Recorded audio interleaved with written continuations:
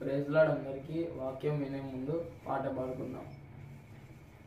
ప్రార్థనా శక్తి నాకు కావాలయా, నీ పరలోక అభిషేకం కావాలయా.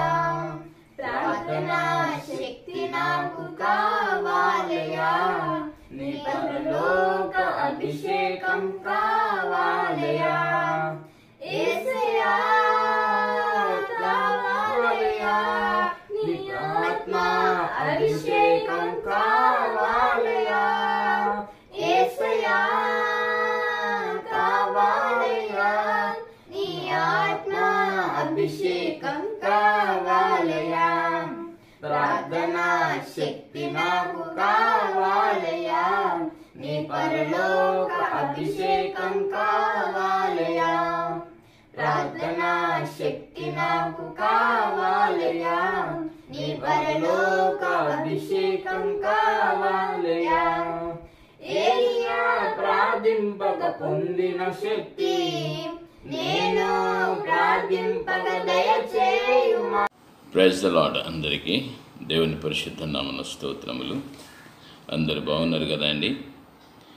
జలములు దాటునప్పుడు నాతో ఉండును, అగ్నిలో నడుచున్నప్పుడు నాతో వచ్చును.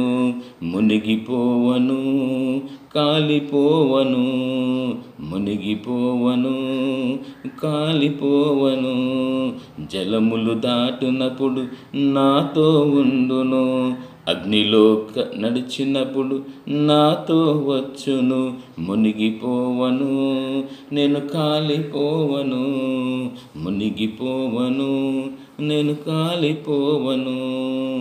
హల్లెలూయా, హల్లెలూయా.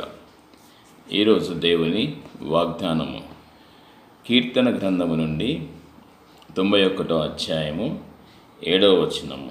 నీ ప్రక్కన 1000 మంది పడినను, నీ కుడి ప్రక్కన 10,000 మంది కూలినను అపాయం నీ వద్దకు రాదు. అవునండి, దేవుని సన్నిధిలో కనుక మనం ఉన్నట్టయితే, దేవునికి అంటుకట్టుబడి ఉన్నట్టయితే మనకు ఎటువంటి అపాయము సంభవించదు. అదేవిధంగా షడ్రక్, మేషక్, అబేద్నెగో వాళ్ళు ముగ్గురు అగ్నిలో ఉన్నప్పుడు వాళ్ళు కాలిపోలేదు. ఎందుకనంటే 4వ వ్యక్తి ఆ యొక్క మరణములను విరిచేటువంటి యేసుక్రీస్తు వారితో ఉన్నాడు కాబట్టికి వారికి ఎటువంటి అపాయం కలగలేదు. అదే ఇశ్రాయేలు ప్రజలు ఆ యొక్క యోర్దాను నది దాటినప్పుడు, జలముల వెంబడి వెళ్ళినప్పుడు కూడా ఆ యొక్క దేవుడు పరిశుద్ధాత్ముడు వారితో ఉన్నారు కాబట్టికి ఏ అపాయము కలగలేదు.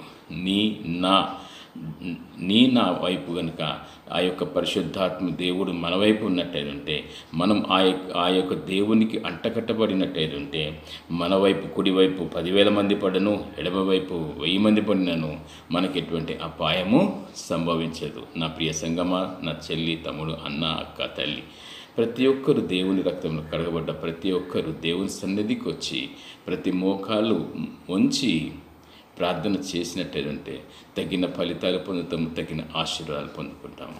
ఆమేన్.